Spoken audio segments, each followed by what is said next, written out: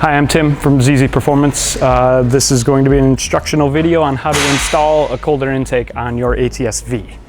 First step will be removing the oil cap and the engine cover. Reinstall the oil cap so you do not accidentally drop something inside. Next step will be to remove the intake tube from the airbox itself.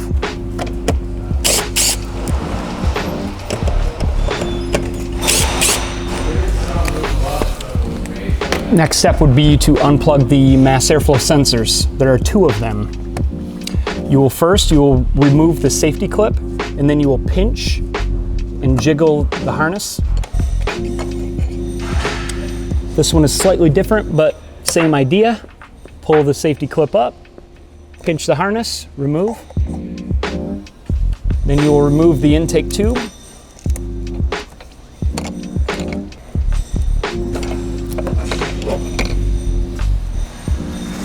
Now we'll move on to removing this intake tube. First we'll take this worm clamp off of this diaphragm. Then you'll just wiggle this until it pops out, and you'll just move it aside for now. We will remove this later.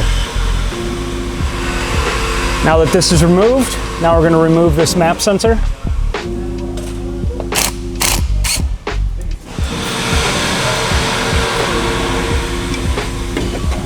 Go ahead and reinstall the old mounting hardware so you don't lose it in case you want to reinstall your stock intake later. This is a part you will not enjoy. Removing this clip from the intake tube. This is what connects onto the turbo. I've found that you're going to want to take a flathead screwdriver and you're going to want to pry this up here until it makes a positive click on each side. When it is done correctly, this will not be inside here anymore, here in any of these three locations. That should allow you to remove it from the turbo. However, it's a lot easier right here, not when you're elbow deep in your car. We're going to remove this fitting from the driver's side intake tube. Looks like it takes a 10 mil socket.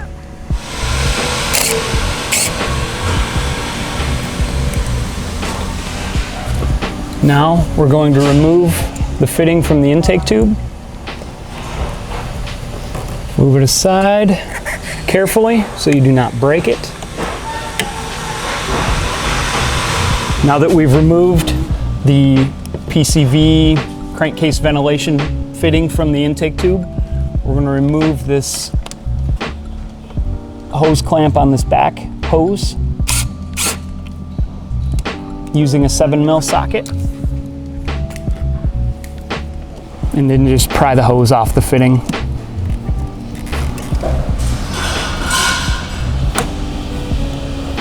Now that our intake tube is loose from the airbox, our bypass hose is off, our PCV hose is off, we're going to remove this factory airbox to get easier access to the inlet of the turbo so we can remove this hose entirely. The MAFs are unplugged, both of them. However, we have to remove this wire clip that connects the MAF plugs to the factory airbox. Best way would be to use this trim tool.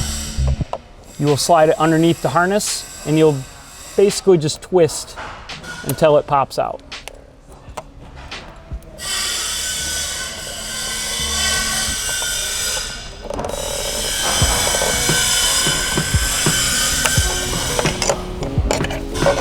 This is what it looks like for reference.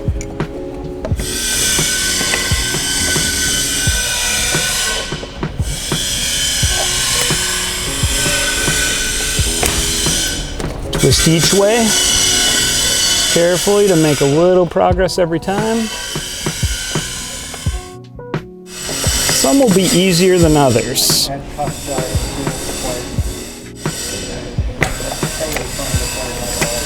There we go.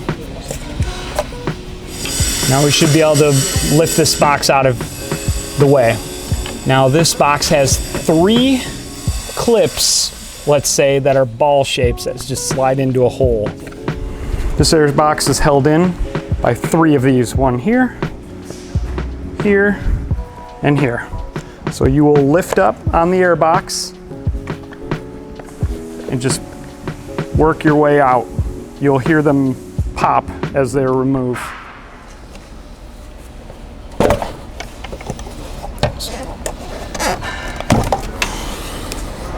Like so. Now that the airbox is removed, MAF plugs are out of the way. Now that's going to give us access to the inlet side of this turbo.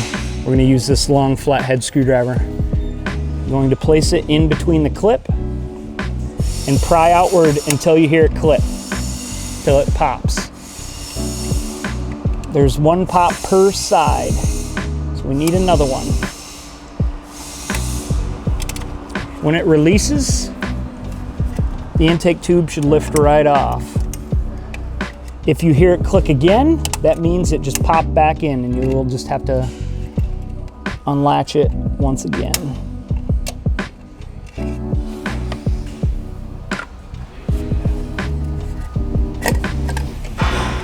Now you can remove the intake tube. Now that the intake box is out, intake tube is out on the driver's side, it's time to move on to removing the passenger side intake tube. To gain access to this boost line, we're going to loosen this worm drive clamp using an 8mm socket. Pick up, just like the airbox, carefully, twist, so we gain access to this fitting so you can easily see how to remove it. You simply pinch it, slides right off. Just pinch it just like that and it releases. Now, just to make everything easier, let's just go ahead and remove this intake tube and set it aside. Now that this is out of the way, we're going to remove this other side bypass hose.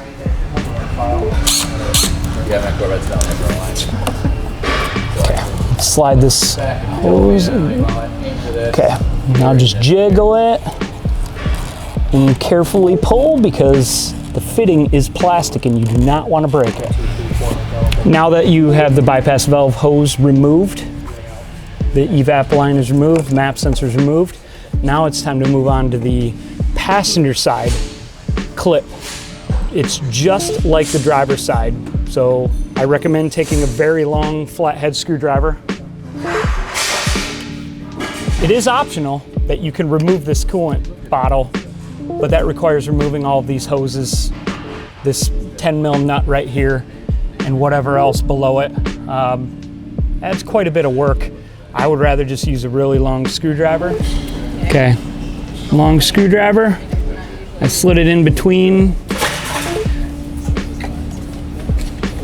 Okay. Like I said on the other side, as you're jiggling it around to remove this, if you hear it click again, that means it locked back in. Twist and pull. Just like the driver's side. Now, we're going to move on to installing the driver's side intake tube. I recommend loosely putting the clamp on here and here. I tighten it up just enough to where it doesn't slide off too easily, but I can move it around. I recommend installing the intake tube like this. Grab it from this side. It's silicone, it's nice and flexible.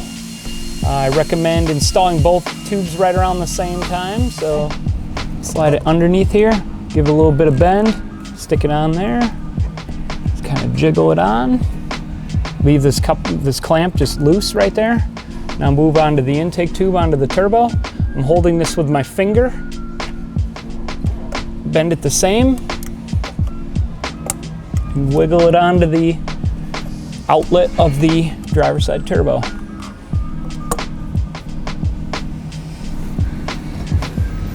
Now, you're going to need a 8mm socket for this worm drive clamp or a flathead screwdriver. I personally like having my hose clamps look nice when they're installed. So I move it out of the way as much as possible so it's not that visible.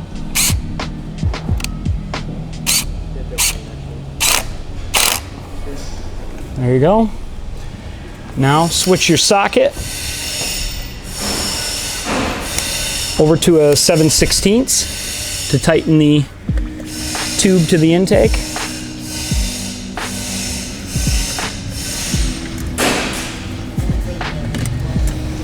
Okay, so we have our 7/16 socket. Okay.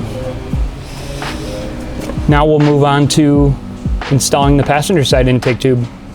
Now, to install the passenger side intake tube, we need to remove this diaphragm right here. We took a fuel line tool and ground it to give it as much clearance for this sensor as possible. This is just a very cheap tool. We ground it down here, we ground it here so we can slide it around this sensor. You're going to take it, you're going to pinch this together as much as you can and jiggle this in here.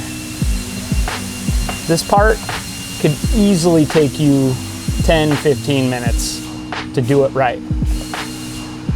As you jiggle it in there, you pop it right off. This went really easy. Not every car is going to go this easy. Now you take this and set it aside. Now it's time to install the passenger side intake tube. Once again, a very difficult side. I recommend installing the worm drive clamp up top here very loosely so it can move around. And then the lower one, keep this loose as well because you have to get this on the intake side of the turbo with the clamp being installed. If this is too tight, you're not going to get it on the intake side of the turbo, or you're not going to get the intake on the turbo.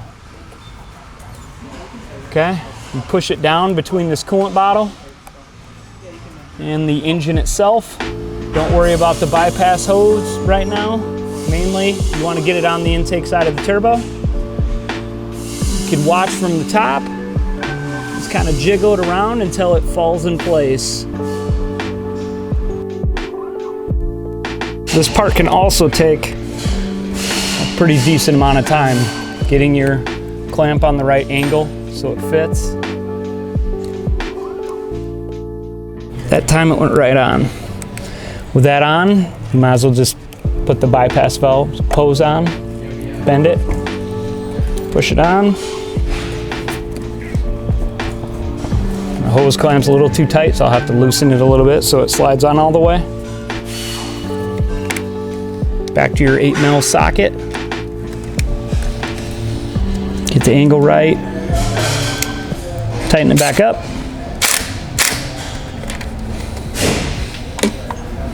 Now, I'm going to move on to tightening that lower clamp.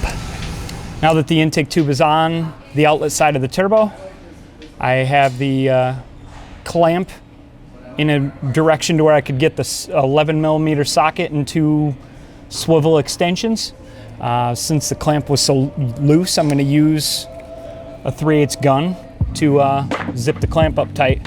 I only would use the gun to get it close to tight, and then I would use the ratchet so you do not, snap the stud on the T-bolt clamp, over tighten the clamp, etc. Now, I'm going to switch back over to the 3/8 ratchet. So I get a nice torque on the clamp. Keep in mind, this is the draw side, so it does not need to be super tight. This is not pressurized. Okay, nice and tight with the 3/8 ratchet. Be very careful so you don't drop any extensions or sockets. Now your intake tube is installed on the turbo and on the bypass valve. Now we're going to move on to installing the PCV crankcase fittings. You'll need the 40-ish degree and the 90-degree fitting, and 1 hose clamp each. I'm going to start with the 45 or 40-ish degree fitting. Loosely put this clamp on here, slide the fitting into the hole, and it will be connecting on here. So let's just go ahead and connect it, push it in there until it clicks. And then now it's time to tighten the clamp. The clamp uses a quarter drive, 1/4 inch socket. I'm going to use a gun just because it's faster. Once again, this is not a pressurized piece, so you just need it snug. Now onto this one. You're going to need your hose clamp again. Slide this on here. Let's move on to this. We're going to remove this clip. Install this on here until that clips, and then tighten that hose clamp. Nice and tight. Now we're going to move on to back to the driver's side. We're going to remove this fitting. Again, you're going to need a modified fuel line tool. Extra clearance here, shortened a little bit here. I'm going to take one side, slide it into place, and twist. Slide it out of the way. Now we're going to take this side, slide that into place and twist. Now it's reassembled. Now, as much as we love fuel line tools, we're going to push and pull and twist and manipulate and whatever you need to do to get this fitting out of here. You kind of wish you had a third hand. This could easily take you a few minutes.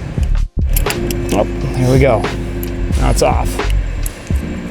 Now it's time to install the driver's side fitting. This is the 90-degree, slightly longer end here. Loosely put your hose clamp on the inlet side of the silicone, and then slide this fitting in here and situate this however it fits well and clips in. So I'm going to clip this in first, and then I'm going to freely let it sit here to where it's not rubbing on anything. And then now I'm going to tighten this hose clamp. We need this map fitting right here. This is clamped in like that. We need to remove this clamp, or at least loosen it enough to where we can remove this map pad, I'm going to call it. I'm going to take this flathead screwdriver here and just twist, twist, twist to loosen this clamp. Clamp is nice and loose. I'm just going to pry it over the lip. If you loosen it enough, you won't damage anything. Got it over there. Not quite enough. Okay. Now notice this is out of the way. Now we can remove this map pad. We're done with this intake tube. Now that we have our map sensor removed from the factory intake tube, it's going to go in this section of the new ZZP silicone intake. Take your hose clamp, loosely set it on there.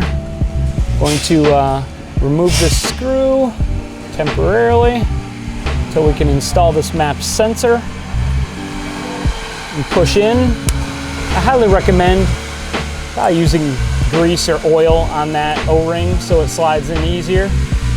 Just gonna finger tighten that in for now.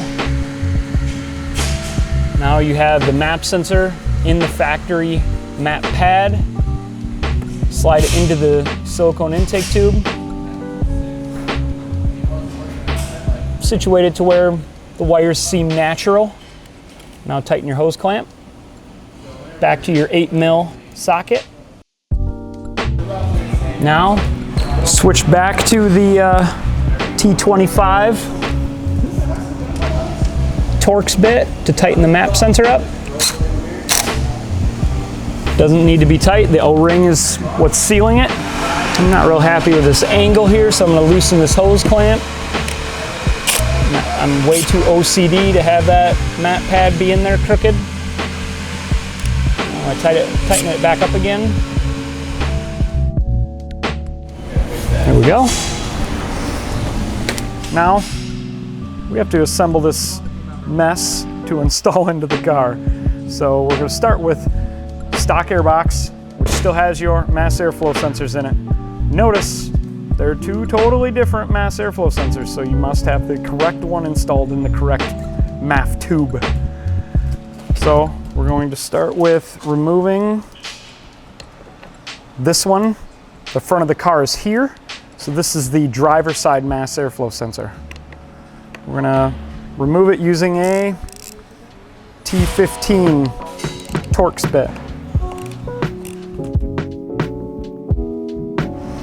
Okay, move the mass airflow sensor. Might as well install the screws back in, so if you want to return your car to stock, you know exactly where they are, loosely.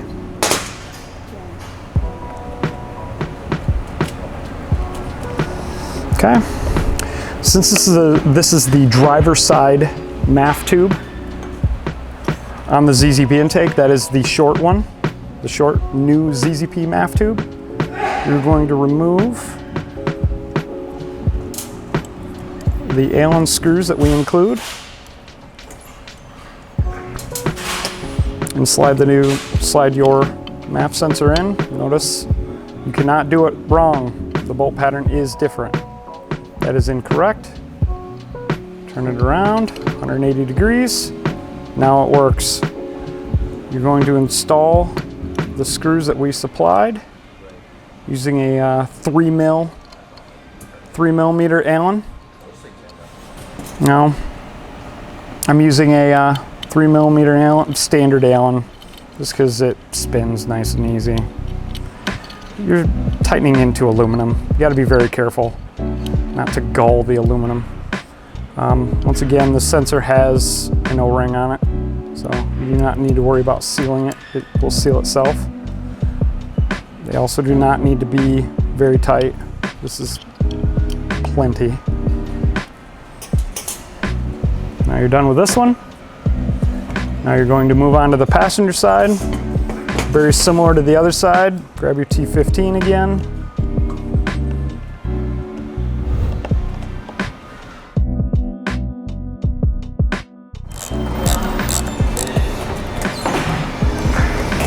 Remove the MAF sensor carefully.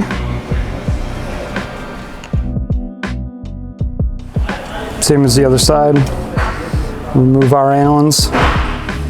Install the sensor the correct way so it aligns. 3 millimeter Allen. Now you have the new ZZP intake tubes with the MAF sensors installed. Now, we're gonna go ahead and install the easy one first. Most MAF sensors have an arrow on them. This one does not. So, what you have to do is you have to look inside it. The mass airflow sensor basically sends voltage across the sensor and measures how quickly the air cools it. You wanna make sure that the inlet has the hole right there for air to go in, and that is the side that you're going to install the air filter on. So you're going to take this with that hole, slide it into this side of the airbox, since that's the front. Now I'm going to grab our air filter and our clamp, install the clamp loosely, install the air filter on the MAF tube. Okay, now you can use a flathead screwdriver or an 8mm socket. Okay, we have our MAF tube installed. Air filter's on with the clamp. Feel it, make sure it's seated correctly in the air filter. You use your 8mm socket and ratchet. Going to tighten it. Snug with a 1/4-inch drive ratchet is completely fine. Okay, you can still turn into the MAF tube. Now we're going to move on to the passenger side. This one, the mass airflow sensor, you can install it backwards, and obviously you can install the intake tube backwards. So just Slide it right in here. Carefully set this down. Grab your air filter, your hose clamp. Carefully slide the air filter on the intake tube. Make sure it's properly seated. Tighten the hose clamp without it falling off.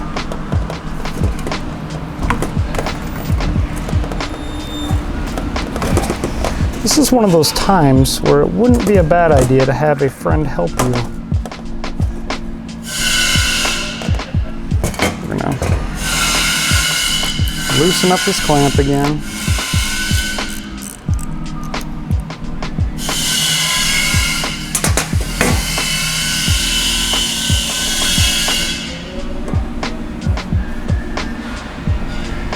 Yeah, that's seated much nicer that time.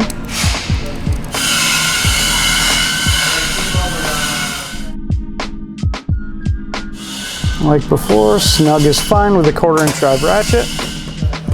Now you have your airbox assembly. Now, go over to your car. Okay, now that the intake assembly is assembled, we're gonna take the T-bolt clamps, just loosely put one on each silicone coupler.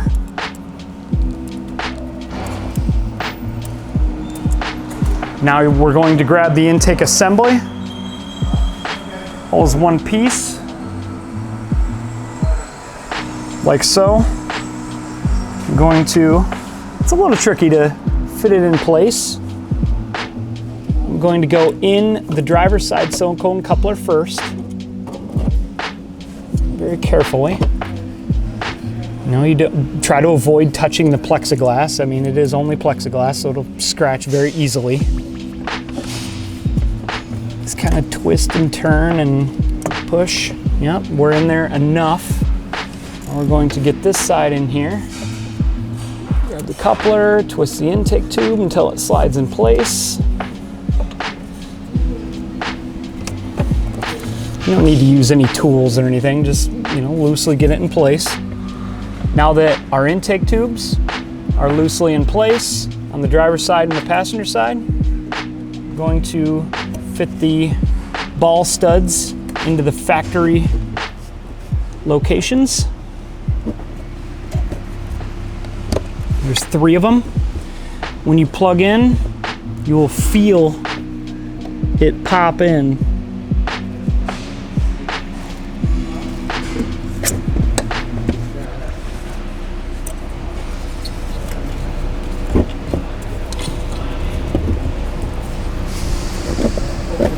Okay, like so. Okay, now we're going to manipulate our silicone coupler until we can tighten the T-bolt clamp. Okay, that one's in there.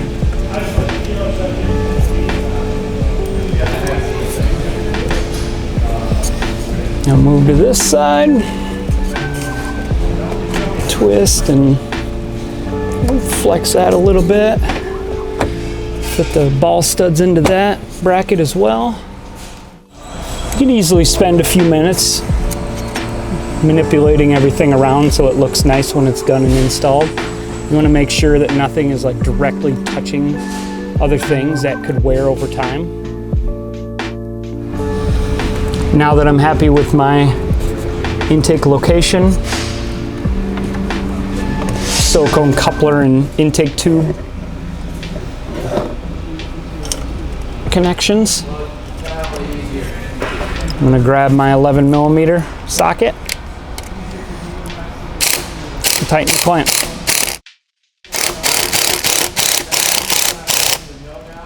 Not quite deep enough.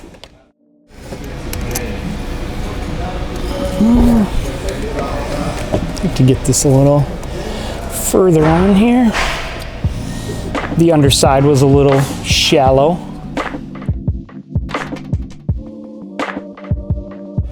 Both couplers are installed and tight. Both MAF sensors are installed. Now it's time to plug them back in. Both plugs are totally different. You cannot plug them in incorrectly. You do want to make sure that when you install this MAF plug, it cannot get caught in the belt. So I'm going to wrap it around this harness here carefully so it's nice and tight. Now there's no wire harness that can get caught in this belt. Now we take the driver's side intake MAF and plug that in. I think I'm actually going to run it underneath because it'll look a little better having less wires hanging out. Lock in the safety clip on both MAF sensors. Now that the intake assembly is fully installed, it's time to wrap up the install and reinstall the engine cover.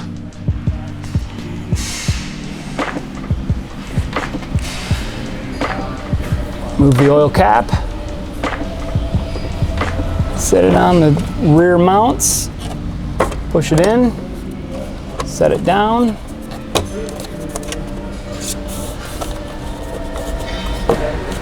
Reinstall the oil cap.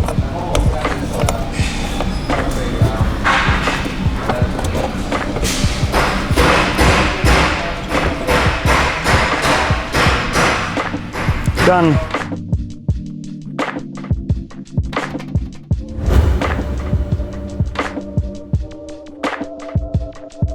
Again, this is Tim from ZZPerformance.com. This completes our ATS-V intake install.